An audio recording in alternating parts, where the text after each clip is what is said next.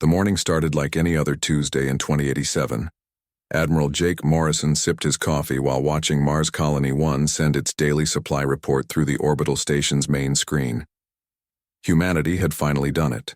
Their first successful colony on another planet was thriving with over 50,000 people calling the red planet home. The coffee tasted bitter, but Jake didn't mind. He had grown used to the recycled water and artificial flavoring that came with living in space. Dr.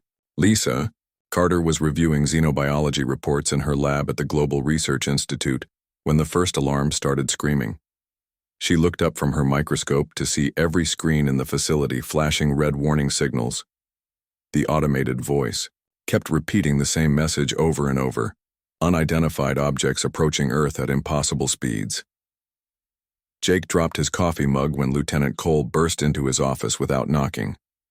The young officer's face was white as paper and his hands shook as he handed over the emergency report. Massive ships had appeared at the edge of Earth's solar system just 30 minutes ago. They were huge, each one bigger than anything humanity had ever built. The largest vessel was almost 20 miles long and 3 miles wide. President Nathan Cross was in a meeting about agricultural policies when his security chief rushed in and whispered something in his ear. The president's face went from calm to terrified in seconds. He stood up slowly and told everyone in the room that the meeting was over. Within 10 minutes, he was in the underground situation room, watching the same feeds that Jake Morrison was seeing from his orbital station. The alien ships moved through space like they owned it. They didn't follow normal physics. No visible engines or exhaust trails, but they accelerated and turned in ways that should have been impossible. Jake counted 47 vessels of various sizes, all heading straight for Earth. His defense fleet had 12 ships, and they suddenly seemed very small and useless.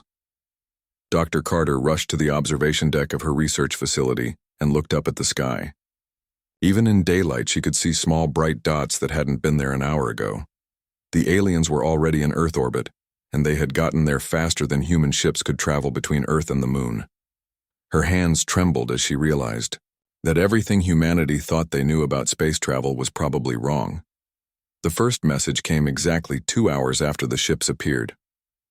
Every television, radio, computer, and communication device on Earth received the same transmission at the same time. The voice was strange. It sounded like multiple people talking at once, but in perfect harmony. The words were in English, but the accent was unlike anything anyone had ever heard. "People of Earth," the voice said, "your species will submit to imperial rule or face extinction. You have achieved basic space travel and established primitive colonies. This makes you suitable for integration into the Zephyrian Empire. You will receive further instructions shortly." Jake Morrison stared at his communication panel in disbelief. The message had come through every frequency at once, including channels that were supposed to be secure military networks. These aliens had cracked human encryption systems like they were children's toys. He opened a direct line to President Cross and found that the president was already trying to call him. Commander Roy Stevens was leading a reconnaissance patrol near the Moon when the alien ships arrived. His small vessel was hidden behind a lunar crater when he saw the massive fleet pass overhead. Roy had been in the military for 20 years, and he had never seen anything that made him feel so helpless. The alien ships ignored his patrol completely. They probably didn't even notice him. Dr. Carter was assigned to lead the first contact team within hours of the initial message.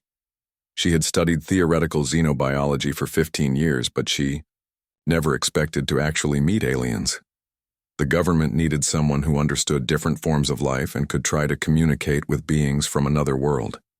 She accepted the assignment, even though she was terrified. The second message came 6 hours later.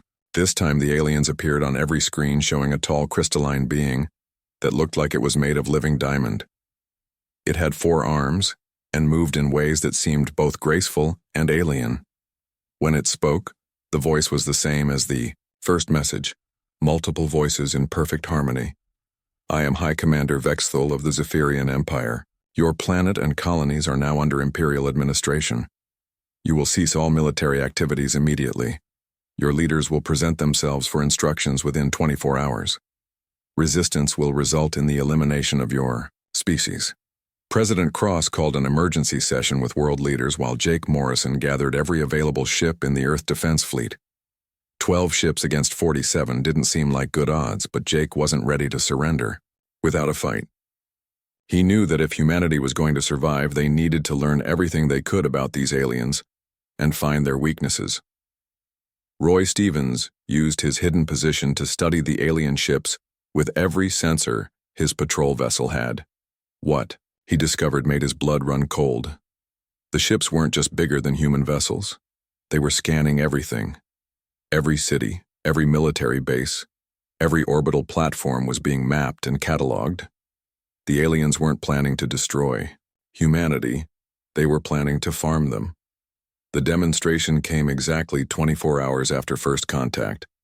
Without warning, every defense satellite around Earth simply stopped working. Not destroyed or damaged, just turned off like someone had flipped a switch. Jake Morrison watched helplessly as humanity's entire orbital defense network went dark in less than 30 seconds. The aliens had done with a single pulse what would have taken human weapons weeks of concentrated fire to accomplish. Dr. Carter met with the alien delegation at a neutral location, the old United Nations building in New York. High Commander, Vexthul was even more imposing in person than on the screens. It stood nearly 8 feet tall, and its crystalline body seemed to glow with internal light. When it moved, Carter could hear a soft musical sound like wind chimes. The negotiations lasted 6 hours, but they weren't really negotiations. The aliens made demands and expected humanity to accept them. Earth would be divided into administrative zones. Humans would be assigned work quotas based on their skills and abilities. All weapons would be surrendered. All space travel would cease except under alien supervision. Any resistance would be met with immediate correction. President Cross signed the Terran Submission Accords at sunset on the second day after first contact. He had no choice. The aliens had demonstrated that they could disable Earth's defenses at will, and their ships surrounded the planet. But as he signed the document that ended human independence, Jake Morrison was already sending encrypted messages to hidden resistance cells around the solar system. The messages were short and simple, but they carried a promise that would echo across the galaxy in the months to come. This isn't over. We'll show them what humans do when cornered. 6 months had passed since the world changed forever. Captain Beth Williams crouched in the ruins of what used to be downtown Detroit and watched an alien patrol march past her hiding spot. The Zephyrians moved in perfect formation. 4 crystalline beings that never seemed to get tired or make mistakes. Their feet made no sound on the broken concrete, but their internal light cast eerie shadows on the destroyed buildings around them. The city looked nothing like it had before the occupation. Huge metal towers now rose from the ground every few blocks. The aliens called them administrative nodes, and they monitored everything. Every human movement, every conversation, every heartbeat. Beth had learned to move through the underground tunnels that connected the old subway system. Down there, the alien sensors had trouble tracking human activity. Dr. Lisa Carter walked through the sterile corridors of Research Facility 7 and tried not to show her hatred on her face. The aliens had kept her alive because they needed her knowledge of human biology. But every day she was forced to help them understand her own species better. She wore the neural monitoring device they had given her, a thin metal band around her forehead that recorded her thoughts and emotions. The device was supposed to keep humans compliant, but Lisa had discovered something interesting. The Zephyrians were entirely logical beings. They made decisions based on probability calculations and efficiency models. The concept of doing something because it felt right, rather than because it made sense, was completely alien to them. This gave her an idea that might save humanity. Tony Rodriguez had been a Marine before the invasion. Now he was part of Beth's resistance cell, and he spent his days teaching other humans how to fight an enemy that seemed impossible to defeat. The aliens were stronger, faster, and smarter than humans. Their weapons could kill from miles away, and their armor could stop any bullet that human guns could fire. But Tony had noticed something during the few firefights he had survived. The Zephyrians always did the most logical thing in any situation. They took cover in the best positions, used their weapons in the most efficient way, and moved in patterns that minimized their risk. This made them predictable. If humans could do something completely illogical, The aliens seemed confused for a few seconds while they recalculated their response. Engineer Helen Davis worked on the alien technology that her resistance cell had managed to steal or salvage. The Zephyrian devices were incredibly advanced, but they all worked on the same basic principles. Every system assumed that the user would make logical, rational decisions. When Helen introduced random variables or chaos elements into the alien tech, it often malfunctioned or shut down completely. Dr. Alex Turner had been one of the world's leading quantum physicists before the invasion. Now he was hiding in an abandoned laboratory trying to understand how Zephyrian technology worked. What he discovered amazed and terrified him. The aliens used quantum entanglement networks for everything, their communications, their weapons, their ship controls. But the networks were designed for minds that thought in pure logic.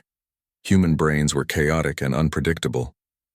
When Alex tried to interface with alien technology using human thought patterns, the quantum networks began to destabilize.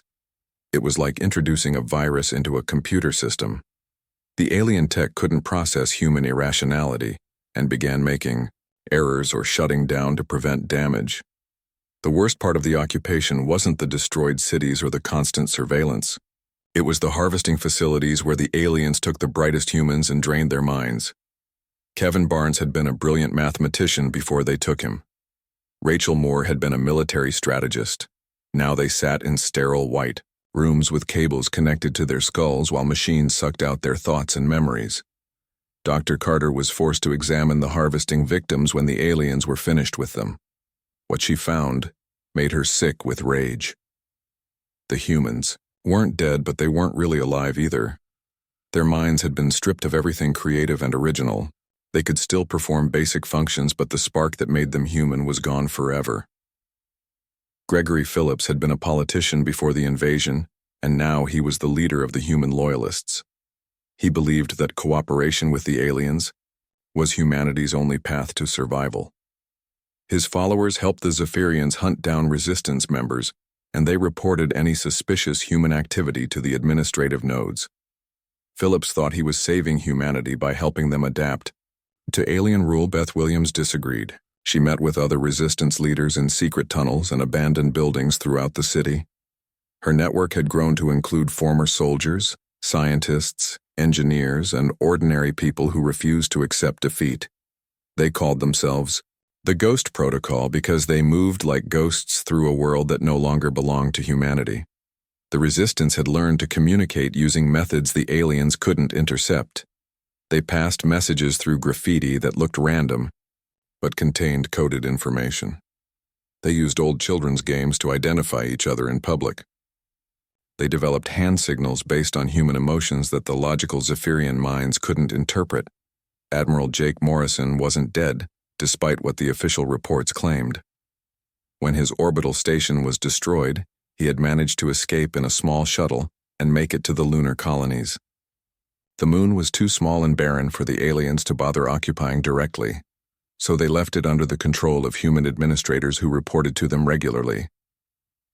Jake used this freedom to build a network of resistance cells throughout the outer colonies. Mars Colony 1 had been occupied, but the smaller mining stations on asteroids and moons were largely ignored. From these hidden bases, Jake began planning something that the aliens would never expect, a long-term guerrilla war that could last for generations if necessary. The first major victory came when Beth's team managed to destroy a harvesting facility in Chicago. They didn't use conventional weapons because those would have been detected immediately. Instead, Helen Davis had built a device that introduced chaos variables into the facility's quantum network. The entire building shut down, and its human prisoners were freed. The rescued prisoners included Dr. Kevin Barnes, who still had enough of his mind left to be useful. He told the resistance about what he had seen inside the facility. Thousands of human minds being processed and their thoughts sent to alien commanders throughout the galaxy. Humanity's creativity and problem-solving ability was being used to help the Zephyrians conquer other species. This discovery changed everything. The resistance realized they weren't just fighting for Earth. They were fighting for every intelligent species in the galaxy that might face the same fate. Dr. Carter began working on a plan to turn humanity's chaotic thinking into a weapon that could be used against the alien quantum networks. Tony Rodriguez trained resistance fighters in psychological warfare tactics, designed specifically to exploit Zephyrian mental weaknesses. Instead of trying to outfight the aliens, humans learned to confuse them. Resistance operations began to use deliberately irrational tactics that made no logical sense but somehow worked. The aliens responded by trying to understand human irrationality through increased surveillance and more detailed psychological profiles. But the harder they tried to predict human behavior, the more chaotic and unpredictable the resistance became. It was like trying to solve an equation where every variable was constantly changing. Dr. Turner made a breakthrough when he realized that the Zephyrian quantum networks assumed rational responses from all connected minds. If enough humans could simultaneously introduce chaotic thoughts into the network, it might be possible to cause a cascade failure that would affect alien systems across entire star systems. Jake Morrison received reports of the Chicago victory through his hidden communication networks and knew that the time had come to expand the resistance beyond Earth. His message to resistance cells throughout the solar system was simple and direct. The aliens had made their biggest mistake when they decided to rule humanity instead of destroying it completely. The occupation forces began to notice patterns that worried their commanders. Human productivity was declining despite punishment protocols. Resistance activities were increasing despite enhanced surveillance. Most disturbing of all, some Zephyrians who spent too much time around humans were beginning to exhibit illogical behavior themselves. Beth Williams stood in the ruins of Detroit and watched the sunset paint the sky red above the alien towers. 6 months ago, humanity had seemed defeated and broken. Now something was stirring in the darkness, something that the logical minds of the Zephyrian Empire couldn't understand or predict. Humanity was learning to fight back, and they were about to discover that ruling humans was going to be the biggest mistake the aliens had ever made. 1 year had passed since humanity lost its freedom, and the galaxy was about to learn why that had been a terrible mistake. Colonel Maria Santos stood in a hidden bunker beneath the Rocky Mountains, watching her trainees practice the most unusual military exercises ever developed. Her soldiers weren't learning to shoot straighter or move faster. They were learning to think in ways that would drive alien minds insane. The Ghost Protocol had evolved far beyond anything the Zephyrians could have predicted. What started as scattered resistance cells had become a sophisticated network spanning Earth, Mars, and every human settlement in the solar system. But more importantly, it had become something that challenged the very foundation of how the Zephyrian Empire understood intelligent life. Dr. Alex Turner finished connecting the last components of his latest invention and smiled grimly at the device sitting on his workbench. It looked like nothing special, just a small black box with blinking lights and quantum processors salvaged from alien technology. But this little machine was about to introduce chaos into the most ordered civilization in the galaxy. The breakthrough had come when Turner realized that Zephyrian quantum networks weren't just used for communication. They were the foundation of alien consciousness itself. Every Zephyrian was connected to the network, and their thoughts flowed through quantum channels that assumed logical, predictable patterns. Human thoughts were like viruses in this system, chaotic, emotional, and impossible to process correctly. Captain Beth Williams received the coded message through the Resistance Network and felt her heart race with excitement. Operation Pandora was finally ready to launch. After months of preparation and planning, humanity was about to strike back in a way that the aliens would never see coming. The plan wasn't to defeat the Zephyrians in direct combat. It was to make them regret ever trying to rule a species they didn't understand. The operation would hit simultaneously at dozens of targets across Earth and the outer colonies. But the real weapon wasn't explosives or energy weapons. It was pure human chaos being injected directly into alien systems.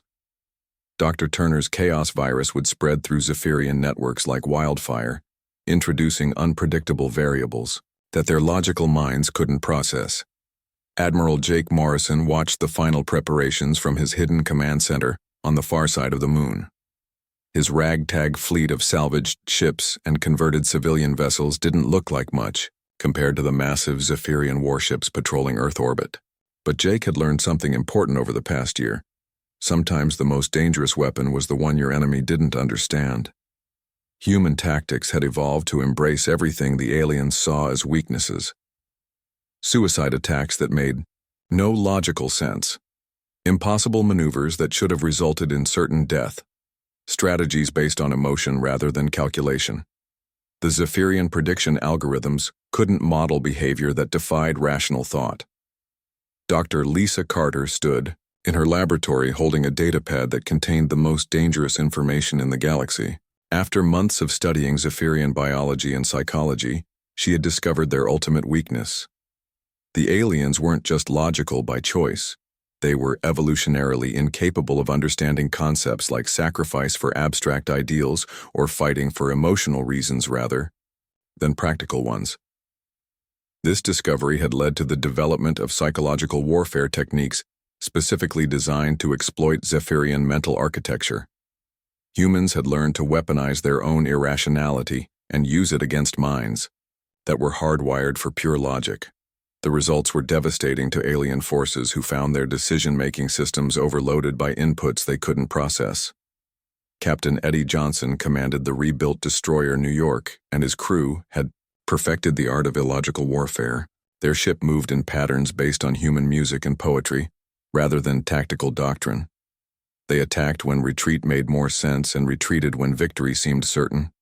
Enemy targeting systems couldn't predict their movements because there was no logical pattern to predict.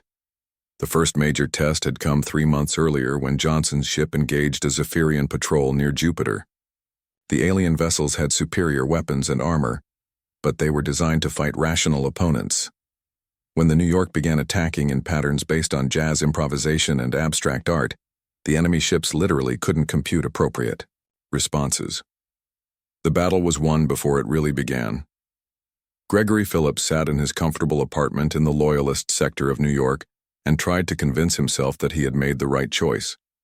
The neural modification procedure had been painful, but the aliens promised it would help him think more clearly and serve humanity better. What they hadn't told him was that the procedure would leave his personality intact, while amplifying his capacity for hatred. The modified humans were supposed to become perfect servants, logical, obedient, and efficient. Instead, they became something far more dangerous.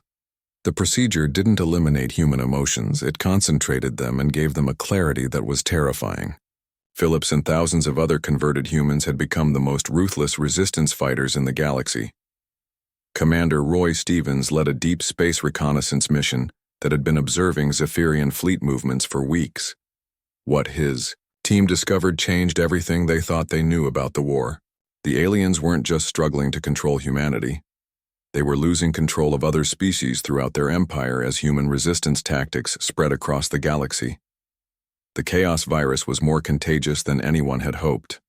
Species that had been under Zephyrian rule for centuries were suddenly developing resistance movements based on human methods. The very concept of fighting for abstract ideals rather than practical survival was spreading like wildfire through populations that had never conceived of such possibilities. Dr. Turner activated his device and watched as thousands of similar machines across the solar system came online simultaneously. The chaos virus began propagating through Zephyrian quantum networks at light speed, introducing random variables and emotional concepts into systems designed for pure logic.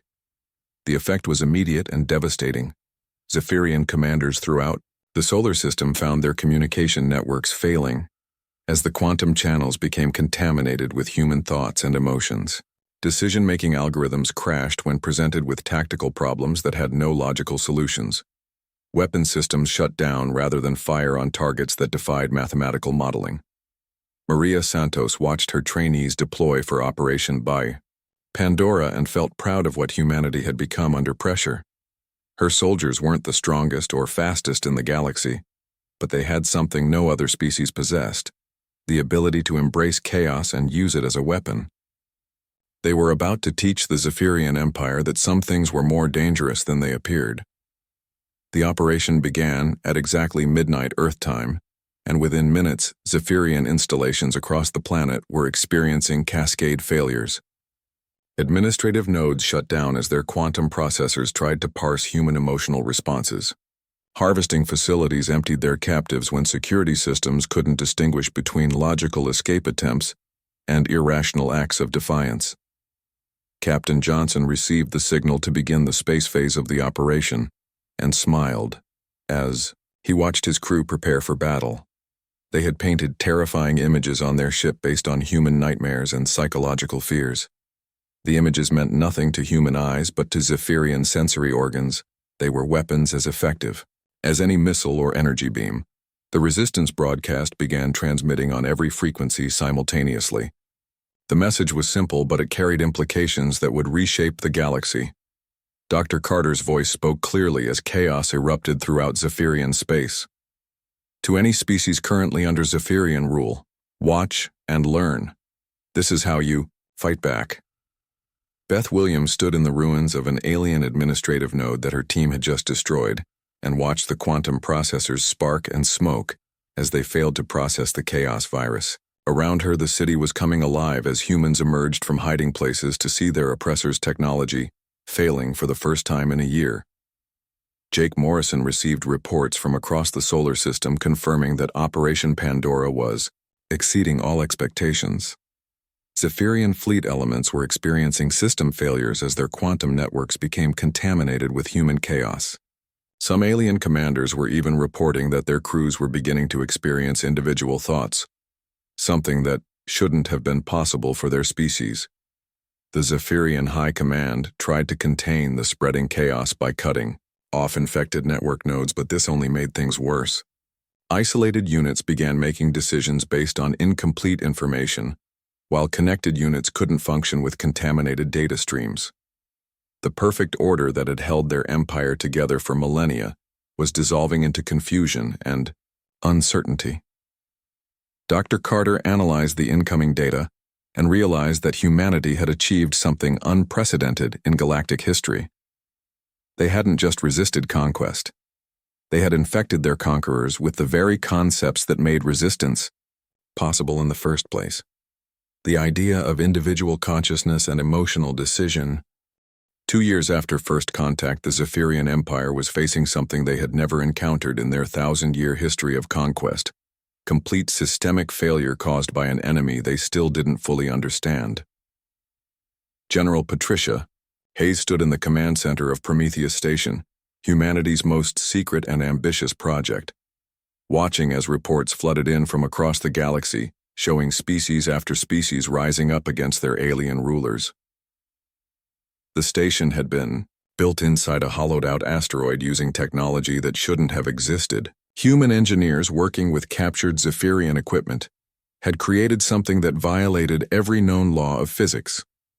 The ships being constructed in Prometheus Station's docks moved through space using human intuition instead of mathematical calculations, allowing them to appear anywhere in the galaxy without following predictable hyperspace routes.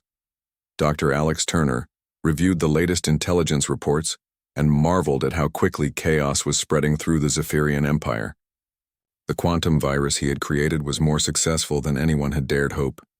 Alien worlds that had been peaceful for centuries were experiencing their first taste of rebellion, as conquered species learned human concepts like individual freedom and the right to self-determination.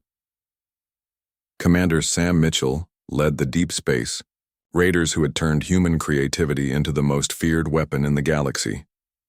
His ship, the Chaos Bringer, was painted with images from human horror movies and decorated with symbols that had no meaning to human eyes, but drove Zephyrian visual processing systems into overload.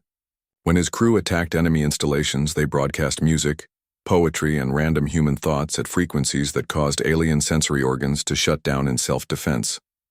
The psychological warfare had evolved far beyond anything the Resistance had originally planned.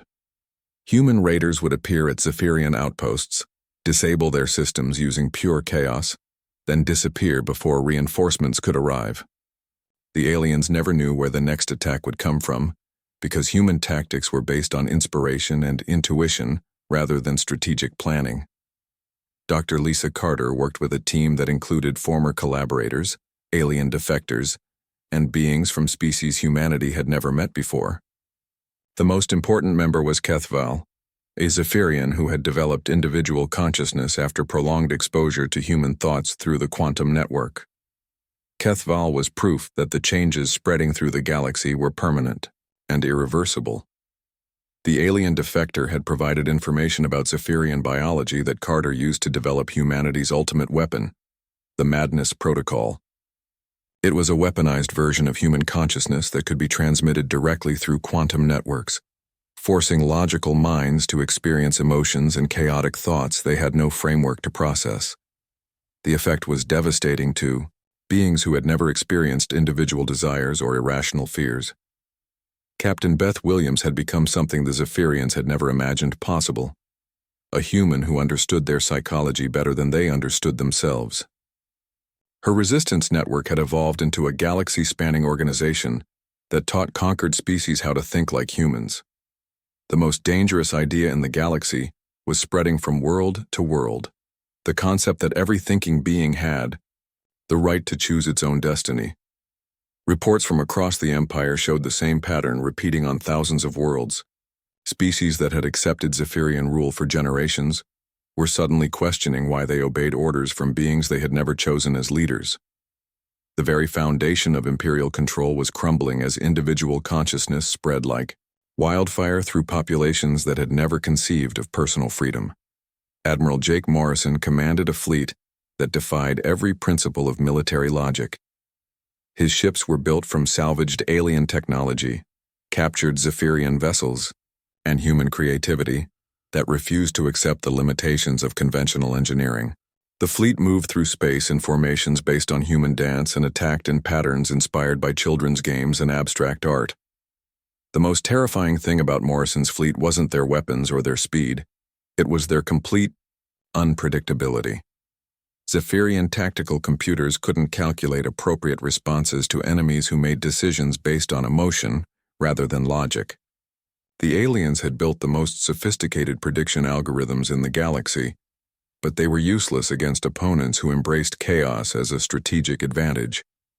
Gregory Phillips led the converted, humans who had undergone neural modification, but retained their capacity for hatred amplified to inhuman levels. The procedure that was supposed to make them perfect servants had instead created the most dangerous resistance fighters in known space. Phillips and his followers combined logical thinking with emotional intensity in ways that terrified both humans and aliens. The converted had access to alien technology and training, but they used these advantages in ways the Zephyrians never intended.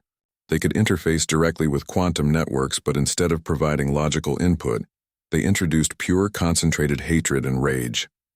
Their attacks on alien installations weren't just military operations. They were acts of psychological warfare that left surviving Zephyrians traumatized by exposure to human emotions. Captain Eddie Johnson's ship, the Terra's Fury, had become legendary throughout the galaxy as the vessel that fought battles using human music as tactical doctrine. His crew would coordinate their attacks based on classical symphonies, jazz improvisation, and even children's lullabies. Enemy forces found their defensive systems overwhelmed, trying to counter attacks that followed musical patterns rather than military ones. The psychological impact was as important as the tactical success. Zephyrian commanders throughout the galaxy were reporting that their forces were experiencing something unprecedented: fear. The logical certainty that had made them effective conquerors was being replaced by doubt and anxiety as they faced enemies who couldn't be predicted or understood using traditional methods. Dr. Turner completed the final calculations for the galaxy-wide deployment of the Madness Protocol and felt both excitement and terror at what humanity was about to unleash. The quantum virus had been just the beginning. Now they were going to introduce raw human consciousness directly into the collective mind of the Zephyrian Empire. The psychological trauma would be unprecedented in galactic history. Commander Roy Stevens led reconnaissance missions deep into Zephyrian space and brought back intelligence that confirmed what the Resistance had hoped but barely dared believe. The Empire was collapsing from within as species after species discovered concepts like personal freedom and individual choice. The galaxy's most successful conquest civilization was being destroyed by ideas rather than weapons. The final phase of human resistance began when Emperor Zixtheron himself arrived at Earth with the largest fleet in Zephyrian history. 10,000 ships surrounded the human homeworld with enough firepower to reduce the planet to cosmic dust. The Emperor's message was broadcast on every frequency. Humanity would be completely exterminated to prevent their ideas from spreading further. Patricia Hayes watched the massive alien armada deploy around Earth and smiled coldly at the screens showing their formations. The aliens still didn't understand what they were fighting. They thought this was about military conquest and territorial control. They didn't realize that humanity had already won by changing the fundamental nature of consciousness throughout their empire. The trap had been prepared for months using every asteroid, moon, and space station in the solar system. Human engineers had weaponized chaos itself, creating defensive systems that responded to artistic inspiration rather than tactical necessity. The coming battle wouldn't be fought with conventional weapons. It would be a confrontation between order and chaos, logic and emotion, submission and defiance. Jake Morrison received word that the Zephyrian Emperor had arrived and prepared to face the greatest challenge in human history. His message to the resistance was transmitted across the galaxy on quantum frequencies that carried human thoughts and emotions directly into alien minds. You wanted to rule us. Congratulations. You've created something far worse than rebels. You've created humans with nothing left to lose. Dr. Carter activated monitoring stations throughout the solar system and prepared to observe the most significant moment in galactic history. The Madness Protocol was ready for deployment. Resistance cells on 1,000 worlds were coordinating the largest simultaneous uprising in known history. The signal they waited for was simple, but it carried implications that would reshape civilization itself. The message went out simultaneously to every human, every converted alien, and every species that had learned to think like humanity. The words were transmitted through quantum networks contaminated with pure human consciousness, carrying emotional concepts that no logical mind could ignore. Make them remember why they should have left us alone. The galaxy held its breath as the final confrontation began. Humanity had spent 2 years teaching the universe that some things were more dangerous than they appeared and more valuable than survival itself. The Zephyrian Empire was about to learn that trying to rule beings who valued freedom above life had been the greatest mistake in their history. The final battle for the future of the galaxy began when Emperor Zixtheron's massive fleet encountered something they had never seen before, a solar system that had been transformed into a weapon of pure chaos. Admiral Jake Morrison watched from the command bridge of his flagship as 10,000 alien ships approached Earth, only to discover that every planet, moon, and asteroid had been turned into part of humanity's ultimate defense. The trap that humanity had spent months preparing wasn't built from conventional weapons or energy shields. Human engineers had weaponized unpredictability itself, creating defensive systems that operated according to artistic principles rather than military doctrine. When the Zephyrian fleet began their attack, they found themselves fighting enemies who moved like dancers, attacked like poets, and defended like musicians playing an impossible symphony. Captain Lucy Barnes commanded the converted battleship, Terra's Fury, as it led a squadron of vessels that attacked in formations based on human dreams and nightmares. The alien fleet's targeting computers couldn't lock onto ships that moved according to the rhythm of classical music or the flow of abstract paintings. Every time the Zephyrians calculated an interception course, the human ships would change direction, based on artistic inspiration rather than tactical necessity.